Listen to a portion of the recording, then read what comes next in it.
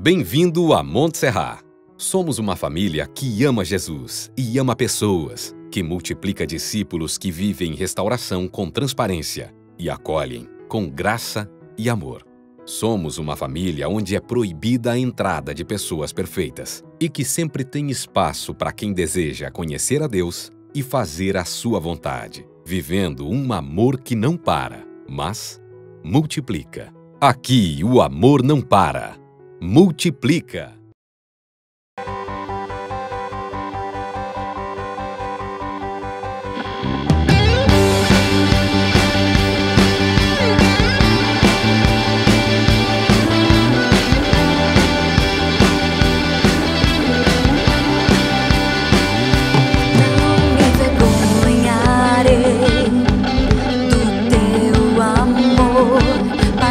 Um alto preço pra eu viver.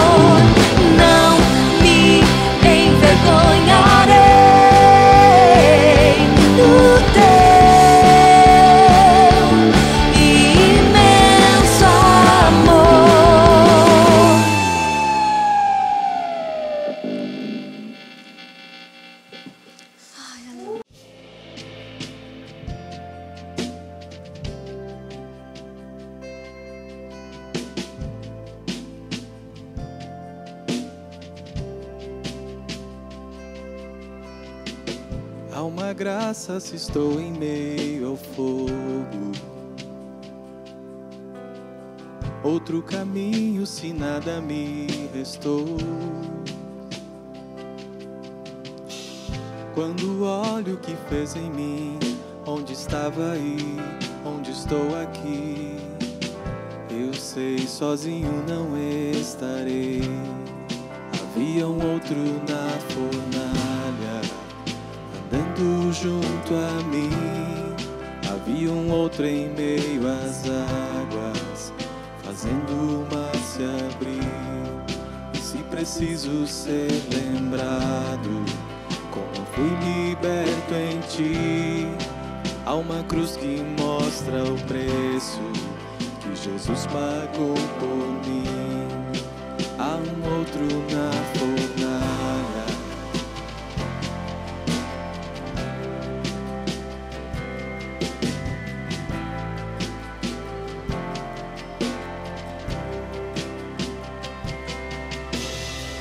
sob as águas está o meu passado.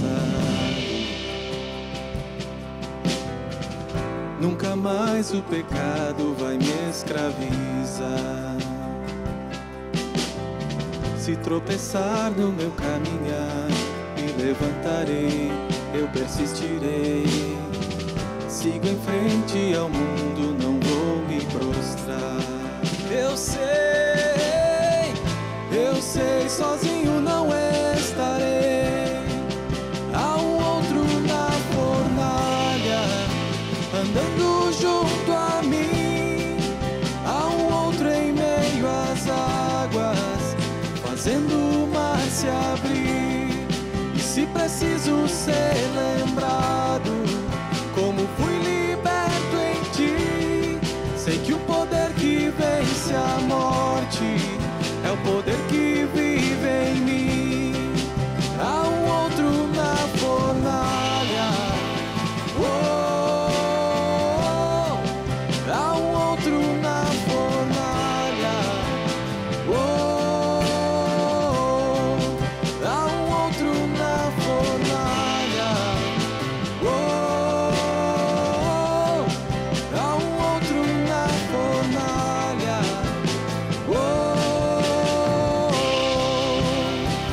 Vejo a tua luz sobre as trevas, todo mal se rende a ti. Ouço o rugir lá do alto, tua presença está aqui. Sinto o chão tremer sobre os meus pés, as muralhas vão cair. Nada nos separa, nada nos separa.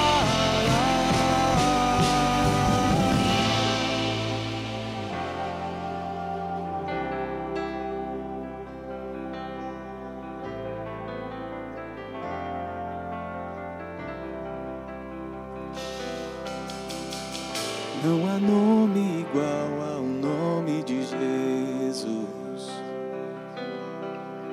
O que era, que é e para sempre será. Mesmo que não saiba o que virá, sei que tua verdade não falhará. Eu sei, sozinho não estarei. Eu sei, sozinho não estarei. Haverá outro na fornalha, andando junto a mim. Haverá outro em meio às águas, fazendo o mar se abrir. E se preciso ser lembrado, como tu és pra mim, me alegrarei em meio às lutas, pois sei que estarás ali. Vejo tua luz sobre as trevas, todo mal se rende a ti. Ouço o rugir lá do alto, tua presença está aqui. Sinto o chão tremer sobre os meus pés, as muralhas vão cair. Nada nos separa, nada nos separa. Haverá outro na fornalha,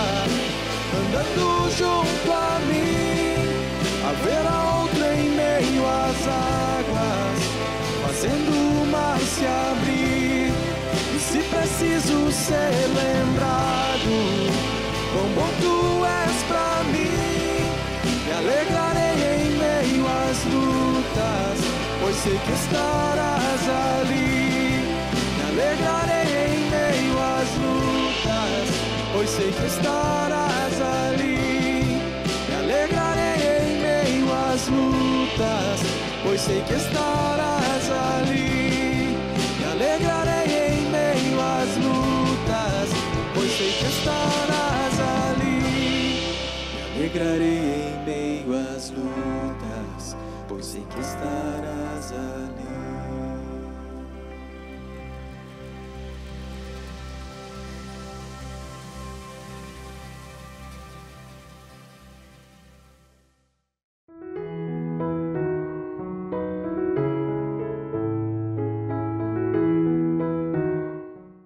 Olá, Monte Serra, querida família, não é? Que bom estarmos mais um domingo aqui para meditarmos na Epístola de Tiago, tirarmos lições. Você que é amigo também, que está conectado conosco semana a semana, tem sido tão rico, tanta experiência preciosa da palavra, tanta riqueza para o nosso coração, nos encorajando a viver um cristianismo genuíno, autêntico, que se assemelhe com os valores de Jesus, com a vida de Jesus. E hoje a gente tem muita expectativa porque vamos falar sobre a grande luta que nós vivemos diariamente, com guerras, com contendas, e quero chamar você então para meditar em Tiago capítulo 4, e eu vou ler 12 versículos preciosíssimos, e daqui vamos conversar, refletir, tirar lições para a nossa vida prática, para que possamos realmente encarar este mundo, os desafios da nossa jornada relacional, espiritual, da nossa jornada como família, nas nossas relações interpessoais, de acordo realmente com a palavra de Deus. Lá em Tiago 4, versículo 1, diz assim: de onde vêm as guerras e contendas que há entre vocês? Não vêm das paixões que guerreiam dentro de vocês? Vocês cobiçam coisas e não as têm, matam, e invejam, mas não conseguem obter o que desejam. Vocês vivem a lutar e a fazer guerras. Não têm porque não pedem. Quando pedem, não recebem, pois pedem por motivos errados para gastarem seus prazeres. Infiéis, vocês não sabem que a amizade com o mundo é inimizade com Deus? Quem quer ser amigo do mundo faz-se inimigo de Deus. Ou vocês acham que é sem razão que a Escritura diz que o Espírito que Ele fez habitar em nós tem fortes ciúmes? Mas Ele nos concede graça maior. Por isso diz a Escritura: Deus se opõe aos orgulhosos, mas concede graça aos humildes. Portanto, submetam-se a Deus, resistam ao diabo e ele fugirá de vocês. Aproximem-se de Deus e Ele se aproximará de vocês. Pecadores, limpem as mãos, e vocês que têm a mente dividida, purifiquem o coração. Entristeçam-se, lamentem-se, chorem, troquem o riso por lamento e a alegria por tristeza. Humilhem-se diante do Senhor e Ele os exaltará. Irmãos, não falem mal uns dos outros. Quem fala contra o seu irmão ou julga o seu irmão, fala contra a lei e a julga. Quando você julga a lei, não a está cumprindo, mas está se colocando como juiz. Há apenas um legislador e juiz, aquele que pode salvar e destruir. Mas quem é você para julgar o seu próximo?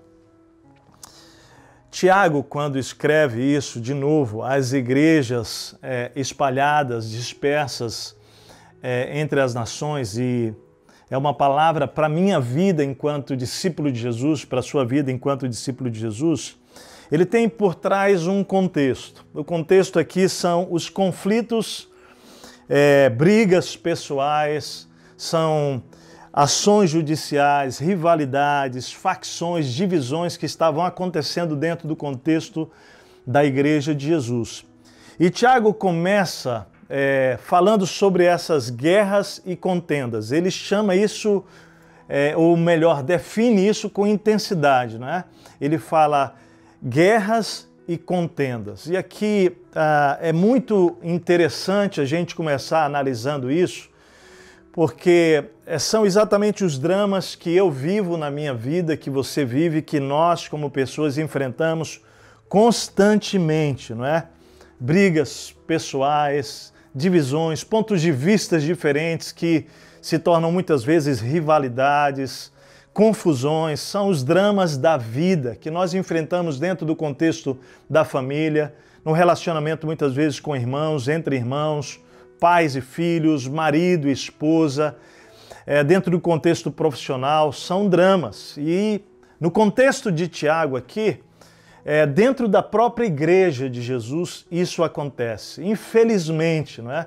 Por isso que Tiago está escrevendo com cuidado, por isso que ele está chamando a atenção, porque uma vez que nós nos convertemos a Cristo Jesus, não faz mais sentido vivermos em guerras e em contendas. A propósito, isso inclusive é um péssimo testemunho em relação ao Evangelho de Jesus, à vida de Jesus, aquilo que Jesus ensinou. E a grande pergunta que Tiago faz no início, ela precisa realmente nos levar a refletir, porque ele começa essa reflexão com a pergunta: de onde vêm as guerras e contendas que há entre vocês? Por que é fundamental a gente parar nessa primeira pergunta? Porque o mais natural é nós atribuirmos a algo que vem de fora, nós responsabilizarmos algo fora de nós, não é algo que nos atinge. Mas Tiago começa com essa pergunta porque ele quer nos levar a compreender aquilo que nós já aprendemos lá quando falamos sobre tentações, lá no capítulo 1, de que, na verdade, tudo surge de dentro de nós, começa no nosso coração, não vem de fora. E ele responde isso, né? É uma pergunta retórica, porque no versículo 2 ele diz assim, né? Ainda como pergunta: não vem das paixões que guerreiam dentro de vocês? Aí ele diz: vocês cobiçam coisas e não as têm, por isso matam. Vocês invejam e não podem ter, não conseguem obter o que vocês desejam, então vocês vivem a lutar e a fazer guerras.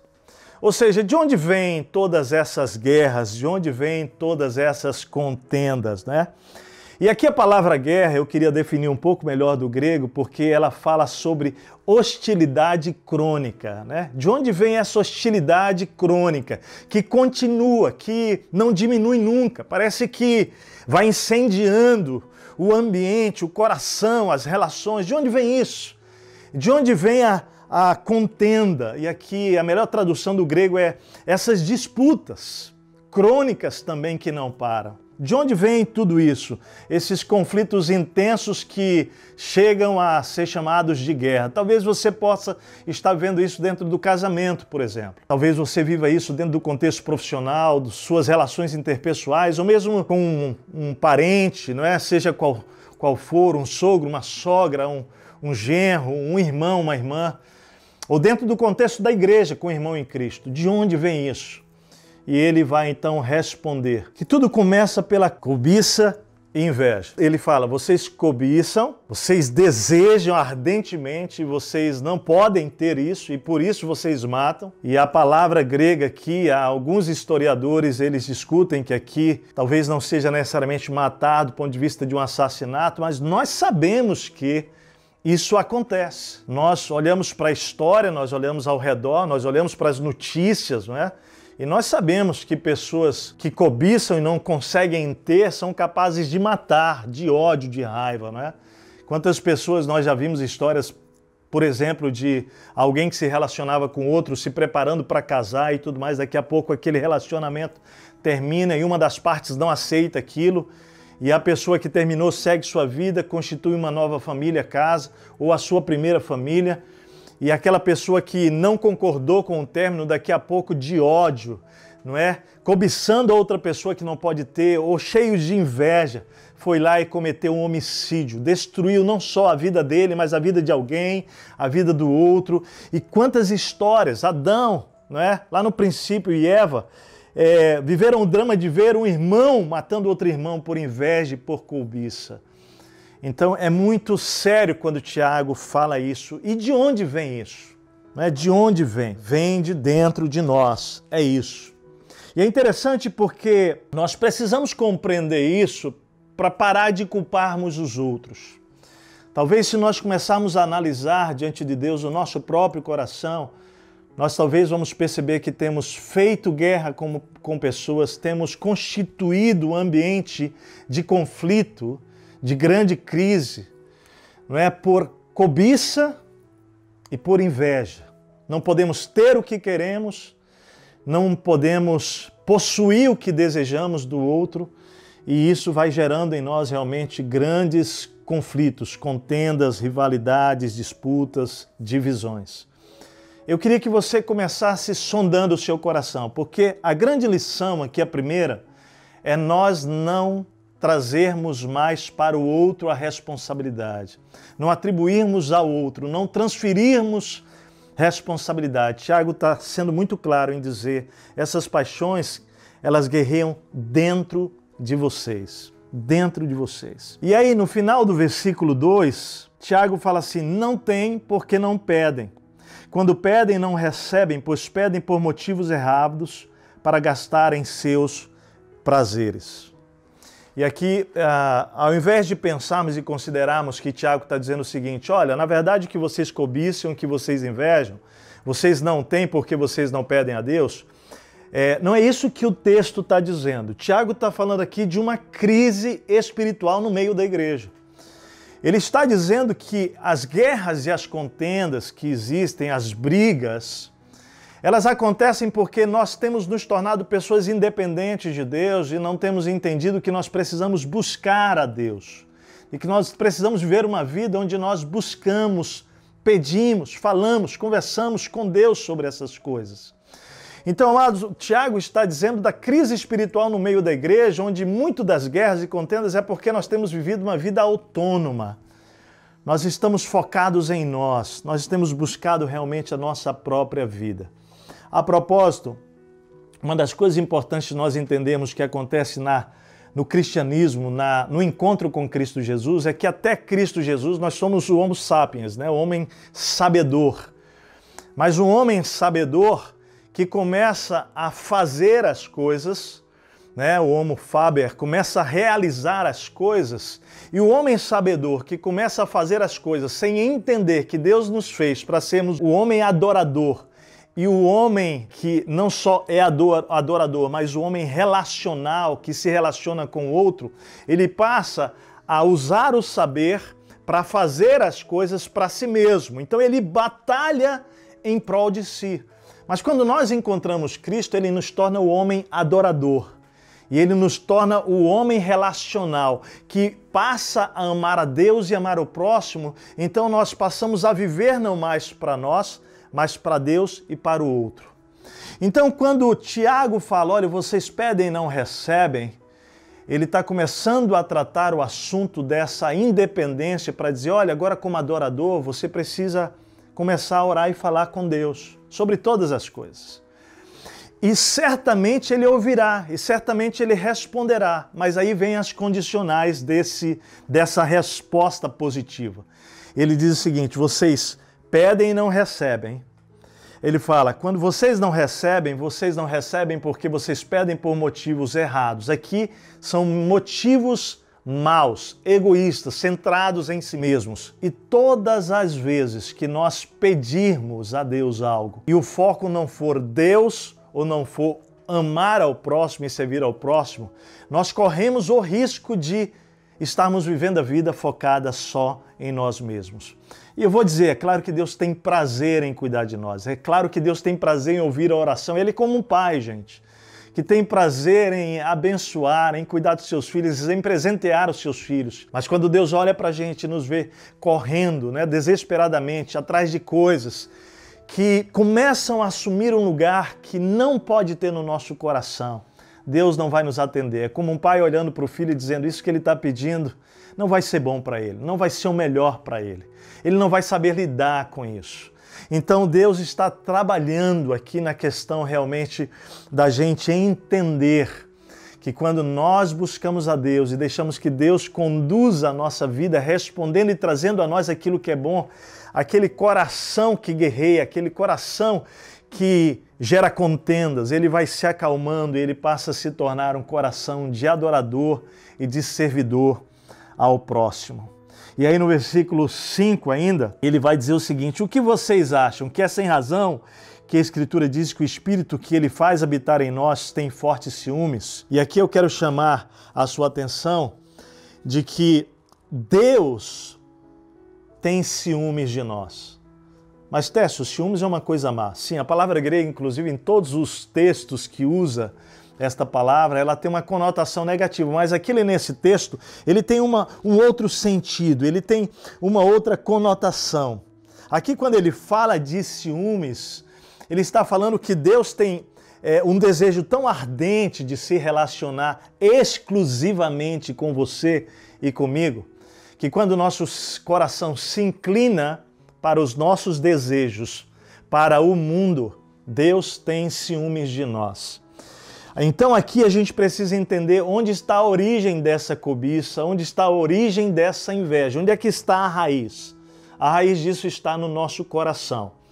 E é de lá que procede realmente tudo que é mal, tudo que é ruim. Lá em Provérbios 4, 23, a Bíblia deixa isso muito claro. Olha o que diz lá. Acima de tudo, guarde o seu coração, pois dele depende toda a sua vida. Ele está dizendo que o nosso coração, ele é a fonte, é de lá que vai proceder tudo para a nossa vida. Então nós precisamos vigiar, guardar, entender. E o que o Tiago está trabalhando aqui com a igreja de Jesus é falando, olha, vocês estão se tornando amigos do mundo. O coração de vocês está se inclinando para as coisas do mundo. E a palavra grega aqui do mundo não é cosmos. A palavra aqui indica o quê? O sentido dessa palavra é uma sociedade que se organiza de forma independente e autônoma. Autônoma aqui é que ela tem o seu próprio governo, ela faz as suas próprias regras. Então ele está dizendo que à medida que nós nos inclinamos para o mundo, o nosso coração vai se aliançando com esse sistema do mundo que se organiza para viver desprezando Deus e desconsiderando a vontade de Deus. E é muito forte quando ele fala isso. Ele vai dizer, olha, infiéis, vocês não sabem que amizade com o mundo é inimizade com Deus? Quem quer ser amigo do mundo, faz-se inimigo de Deus. Ou vocês acham que é sem razão que a Escritura diz que o Espírito que habita em nós tem ciúmes de nós? Então, o que Tiago está falando aqui é que quando nós nos constituímos, então, amantes do mundo, amigos do mundo, nós nos tornamos inimigos de Deus. Então, eu quero chamar a atenção a duas coisas que esse versículo 4 aqui ele diz. Primeiro, que ele nos chama de infiéis quando nós amamos o mundo. E ele nos chama de inimigos de Deus. Agora, ele está falando para a igreja de Jesus. Ele está dizendo, é possível você e eu, como discípulos de Jesus, passarmos a viver a nossa vida buscando as coisas que o mundo tem, oferece, de tal maneira que nós vamos desprezando Deus. O que está acontecendo aqui, fazendo uma relação com um casamento, por exemplo, é de que enquanto casado, um homem pode desprezar a sua mulher e buscar uma relação com outra mulher fora do contexto do seu casamento, e ele está dizendo que aquilo que a sua esposa tem, ou o inverso, que a esposa está dizendo aquilo que seu marido tem, é insuficiente, que não lhe serve, que é pouco, então ela precisa encontrar isso lá fora. Então, Deus sente ciúme. É como se a gente estivesse dizendo, Deus, o Senhor não é suficiente para mim. O mundo tem algo mais que você não tem para me entregar, Deus. O mundo tem algo que pode me satisfazer que tu não tens, Deus. E Deus se entristece com isso. E ele vai dizendo, se você se constituir amigo do mundo, você se torna infiel. A palavra grega para infiel aqui é adúltero, é muito forte, gente. Ele está dizendo que nós estamos cometendo adultérios com Deus. Deus está falando aqui de compromisso. Deus está falando de fidelidade. Enquanto discípulos de Jesus, eu e você somos chamados para ter uma relação com Deus de amor exclusivo. Eu pertenço a Deus, eu entrego o meu amor só a Ele e Ele entrega o seu amor a mim. É uma relação, não é, de fidelidade no nosso amor. Então, queridos, quando o Tiago nos chama para tudo isso, eu acho de muita seriedade, enquanto discípulo de Jesus, eu olhar para a minha vida, você olhar para a sua vida e perceber se nós somos amigos de Deus, se nós temos realmente nos relacionado com fidelidade a Deus. Essa crise toda na igreja, que gera confusão, que gera realmente assim, todas essas guerras, fica um pouco claro mais no nível prático no versículo 11. Depois eu vou voltar para o versículo 7 a 10, vou terminar com ele. Mas lá no versículo 11 a 12, ele vai dizer, irmãos, olha só, isso aqui reflete um pouquinho daquelas confusões que estavam acontecendo. Não falem mal uns dos outros. Quem fala contra o seu irmão ou julga o seu irmão, fala contra a lei e a julga. Quando você julga a lei, não a está cumprindo, mas está se colocando como juiz. Há apenas um legislador e juiz, aquele que pode salvar e destruir, mas quem é você para julgar o seu próximo? Nós aqui olhamos para o texto e nós vamos perceber que as crises que estavam passando ali, elas podem ser classificadas, não resumindo aqui todas nelas, no versículo 11 e 12, mas havia aqui maledicência, irmãos falando uns dos outros mal. Isso é tão triste dentro do contexto da igreja, né? Porque o mundo está acostumado com isso. O mundo que vive independente de Deus, o mundo que vive com suas próprias regras, o mundo que vive com suas próprias regras, não temem, não tem ética, falam mal, destroem uns aos outros. Mas o que ele está dizendo aqui é que realmente aquele que anda com o Senhor, não. E aqui a igreja estava vivendo esse drama, não é, de julgar uns aos outros. É muito interessante aqui quando ele fala, olha, o pecado aqui é falar mal um do outro, é julgar o seu irmão, e quando você julga o seu irmão, você fala contra a lei. Que lei ele estava dizendo? A lei do amor, não é? A lei de Cristo, que é amar a Deus de todo o coração, com toda a força, todo o entendimento, com toda a nossa alma, e ao meu próximo como a mim mesmo, né? E Jesus fala, um novo mandamento vos dou, que aí ele já diz, como eu vos amei, não é? Para amar o nosso próximo. Ele está dizendo que quando nós falamos mal, julgamos o nosso irmão, nós estamos indo contra a lei do amor, contra a lei de Cristo. E nós estamos dizendo que nós não consideramos essa lei boa, por isso nós criamos a nossa própria lei, ela é incapaz. Nós julgamos a lei imperfeita e incapaz realmente de trazer justiça. E vamos tentar fazer a justiça com a nossa própria lei, assumindo uma posição de juiz. E Tiago diz, não faça isso. Não faça isso, não cabe a você julgar, não cabe a mim julgar o meu irmão, não cabe a nós julgarmos uns aos outros. Só Deus, Ele é o legislador. Eu tenho dito isso, Ele é quem age com justiça, Ele é quem julga com justiça, né? Que Deus tenha misericórdia de nós, não é? Que nós guardemos o nosso coração de julgar uns aos outros na igreja, de julgarmos as nossas autoridades, de julgarmos os nossos irmãos, nós julgarmos os nossos colegas, vizinhos, maridos, que Deus nos guarde disso, não é? Porque o que ele diz aqui é, quem é você para julgar o seu próximo? Na verdade, todos nós somos pecadores. Então, Tércio, o que fazer? O que fazer então para que eu possa voltar a ter uma amizade com Deus e não com o mundo?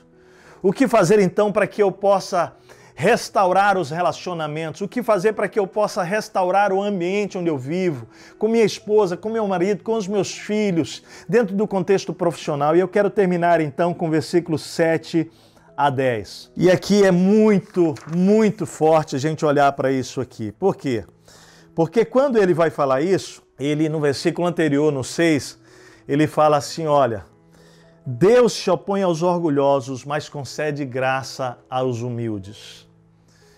Quando Deus nos exorta sobre sermos inimigos de Deus, quando amamos o mundo, Ele está dizendo o seguinte, olha, se você pausar agora e você se quebrantar, for humilde, eu tenho graça para você.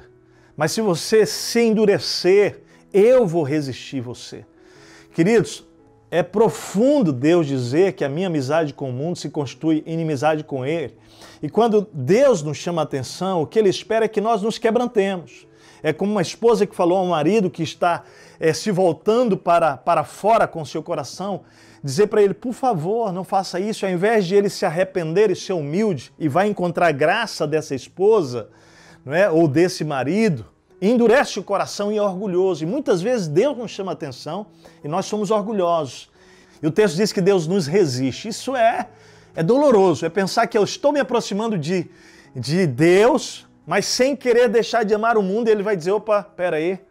Mas quando eu tenho humildade e confesso que eu tenho amado o mundo e diz, Deus, mas eu quero voltar o meu coração para Ti, Ele me acolhe, sem resistência, mas Ele concede graça.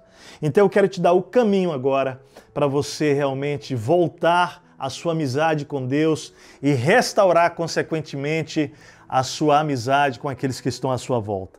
Versículo 7, ele diz, portanto, submeta-se a Deus. Tudo começa com a obediência.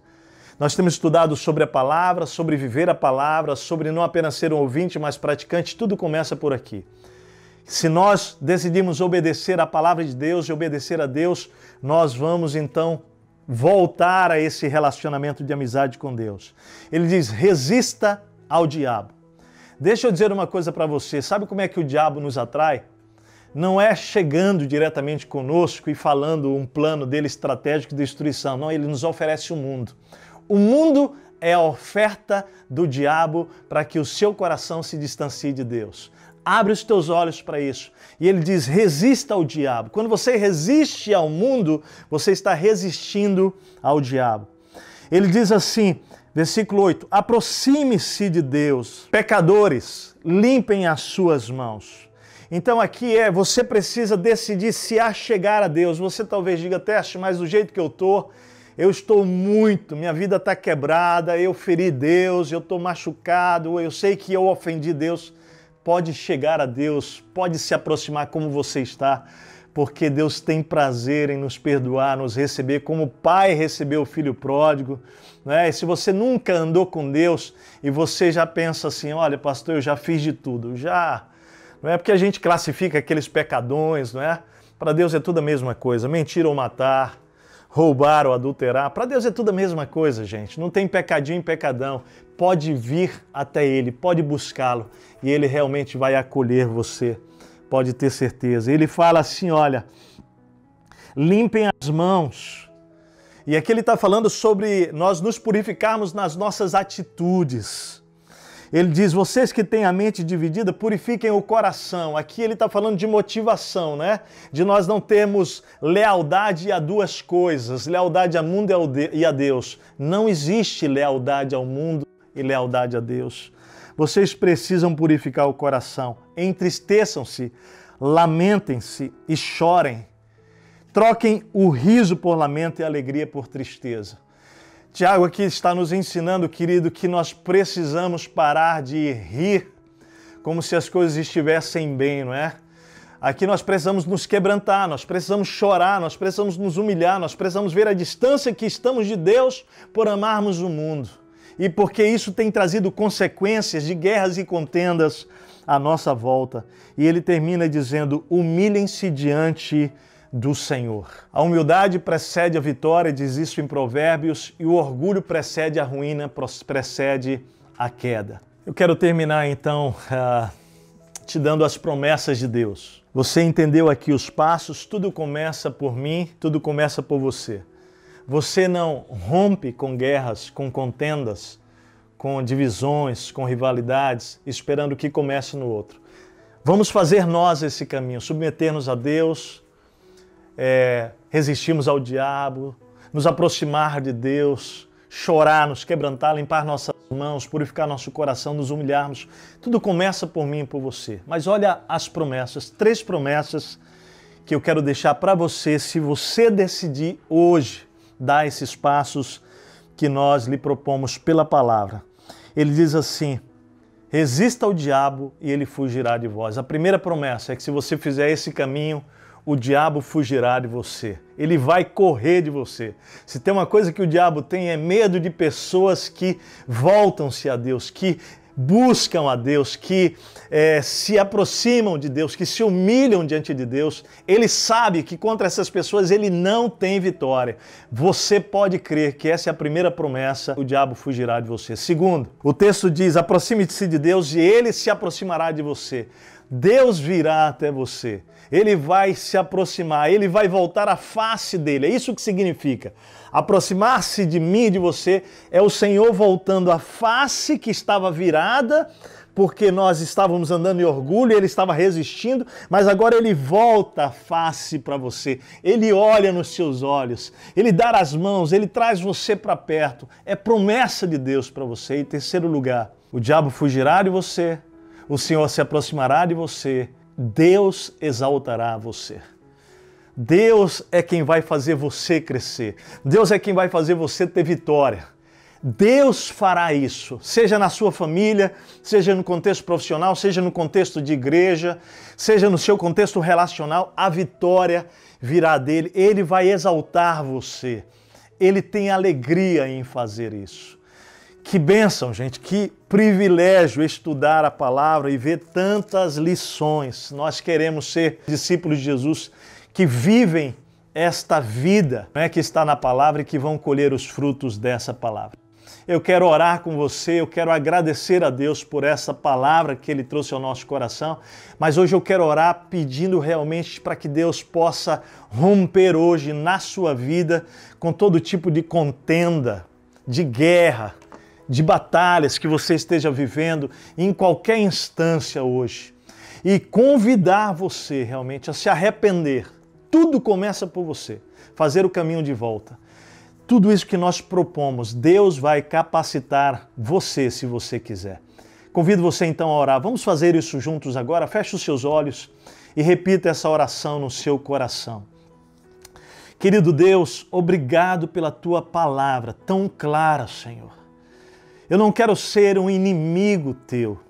Eu não quero andar, ó Deus, com meu coração inclinado para o mundo. Eu não quero andar guerreando, Senhor, gerando contendas por causa das minhas cobiças e invejas, Senhor. Deus, me perdoa, porque eu tenho entendido que todas essas guerras e essas rivalidades, essas divisões, elas não vêm de fora, elas começam dentro de mim, elas guerreiam dentro de mim, Senhor. Mas hoje eu quero rejeitar isso, Senhor. Eu quero começar a orar e pedir a Ti as coisas. Eu quero clamar ao Senhor. E eu quero, Senhor, que aquilo que é para o meu prazer, aquilo que é para o meu egoísmo, que realmente o Senhor possa tirar da minha vida, que eu possa, ó Deus, realmente experimentar um filho que pede a um pai e espera de um pai sabendo que ele sabe o que é melhor. Deus, eu peço hoje que o Senhor restabeleça relacionamentos na minha vida. Que o Senhor restabeleça o relacionamento contigo, Deus, em primeiro lugar. Eu quero me submeter, eu quero buscar a Ti, eu quero me aproximar de Ti. Purifica, ó Deus, as minhas mãos, a minha mente, as minhas motivações. Limpa, Senhor, as minhas atitudes. Eu me humilho na Tua presença, Senhor. Não quero ser mais um juiz, um legalista, julgando as pessoas. Deus, me perdoa. Eu sou um pecador, uma pecadora. Obrigado, Deus, porque há promessas quando nós fazemos esse caminho. Ó Deus, e essas promessas é que o diabo fugirá de nós, que o Senhor se aproximará de nós, o Senhor se aproximará de mim de volta, Senhor. E há tempo eu não sinto a Tua presença. Se você sente isso, diga isso de coração. E o Senhor me exaltará para a Tua glória, Senhor. Deus, eu peço isso de todo o meu coração. Oro assim no nome de Jesus. Amém. Deus, eu peço por essas pessoas que fizeram essa oração agora, por aqueles que talvez nunca entregaram a sua vida a Ti, que hoje seja o dia, que hoje eles entendam quão distantes estão, que chorem, que se arrependam, mas que entendam a graça, a favor. O Senhor, quando percebe o nosso coração humilde, a Tua palavra diz que o Senhor derrama a Tua graça para conosco. Faz isso sobre esses corações nessa manhã. traz esperança, traz renovo. Nós repreendemos hoje toda ação do inimigo contra essas vidas e nós oramos pela paz na casa, pela paz no coração, pela paz no lar, pela paz na vida relacional, pela paz nos relacionamentos com a esposa, com o marido, com os filhos, com os familiares, com amigos, Pai, na igreja, no contexto, ó Deus, onde eles estão clamando por paz. Que o Senhor traga paz, é a nossa oração, no nome de Jesus. Amém, amém e amém. Então que Deus abençoe você, que você tenha uma semana abençoada. Não esqueça, todos os dias temos os devocionais que têm sido riquíssimos lá no nosso site. Também temos os contatos que você que tomou uma decisão por Jesus, quer saber mais, frequentar uma célula, mesmo que virtualmente, entra lá no nosso site, pega os telefones, entra em contato, manda um e-mail. Nós queremos que você continue realmente se aproximando de Deus e se aproximando da comunidade espiritual Monte Serra. Que Deus abençoe você. Vamos também espalhar, não é? Compartilhar amor, fé e esperança a cada dia com aqueles que estão à nossa volta. Deus abençoe. Um beijão, saudade. Continue firme e forte permanecendo no Senhor.